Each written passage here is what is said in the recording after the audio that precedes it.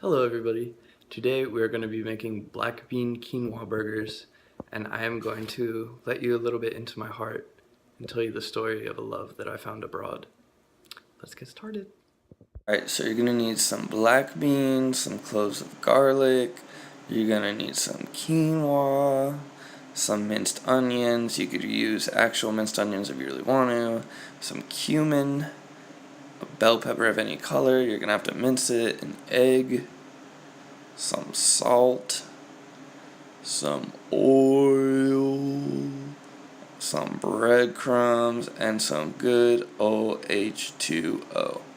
Alright, so go ahead, put your quinoa into a saucepan, put the water into the saucepan as well, and go ahead and set that to high heat.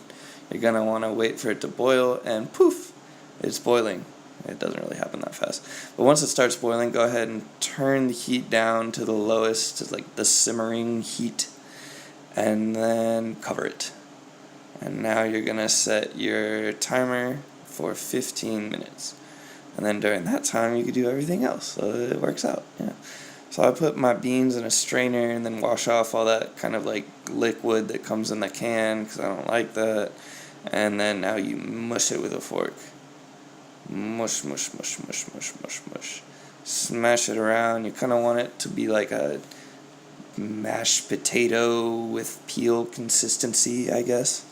You can leave like chunks of the bean there too. It doesn't have to be totally all the way uniformly pureed. But yeah, just hit it around with a fork to your liking. And yeah, this is what the final product will look like. And get a little shadow. Boom.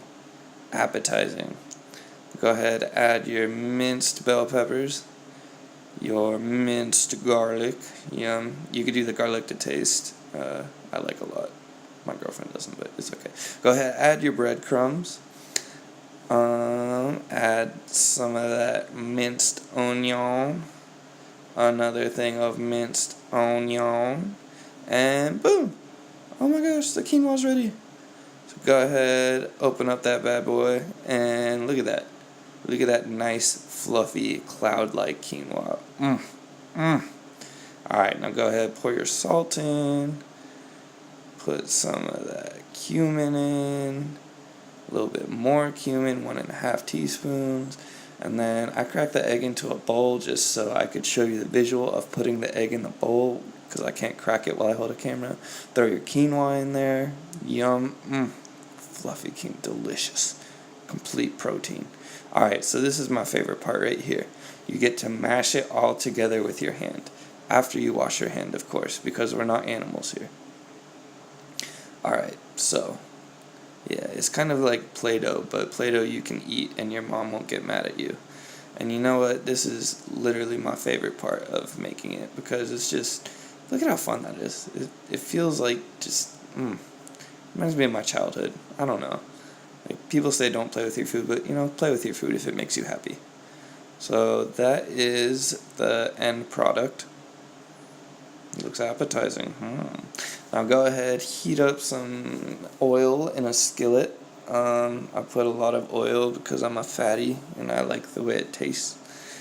And then put that on about medium heat. Now go ahead, form your quinoa mixture into patties, and then throw those patties onto the heated oil pan.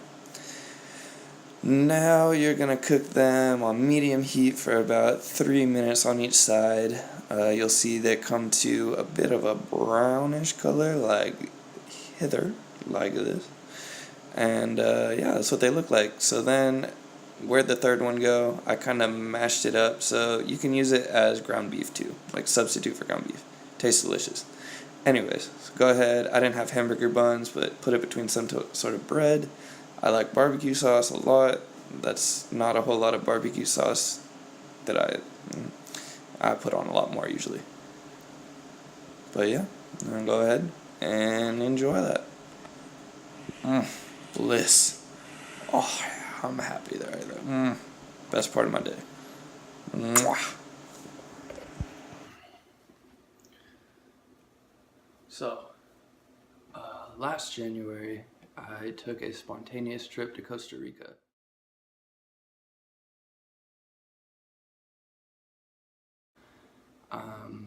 It was a week before school started, and I could only be there for 3 days, but it was so beautiful, and I loved it.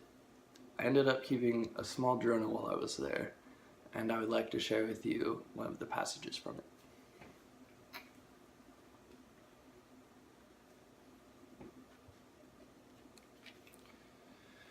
Okay. 11:36 a.m. Avieros del Caribe. I have arrived. About 20 minutes ago I locked eyes with a native, exchanged smiles, and instantly fell in love. This has happened numerous times in the last 2 days, but she is different. Her long hair flows carelessly as she moves. Every motion she makes has intention and grace that would take hours of meditation, etiquette classes, and a total grip on life's secrets. I saw her at a cafe. After initial contact, I was so bashful that I sat on the opposite side of the establishment, but I still stole glances at her while she was paying attention to her meal. My mind wandered into the future that could be. What if she came with me back to California? She could stay at my apartment, and I would give her the life that a princess such as her deserves. I want to plead my case, but as usual, there is a communication barrier. How can I show her my feelings without words? I want to passionately hug her, but that would ruin the status quo and perhaps break any chance that I may have had.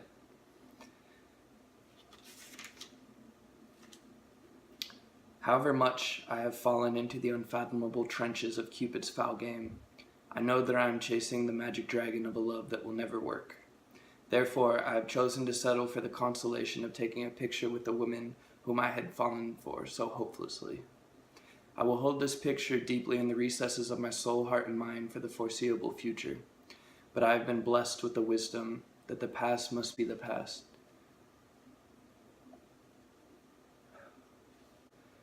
Taking more than a memory will hinder my progress towards my future goals. Buttercup, you have taught me how to follow my dreams.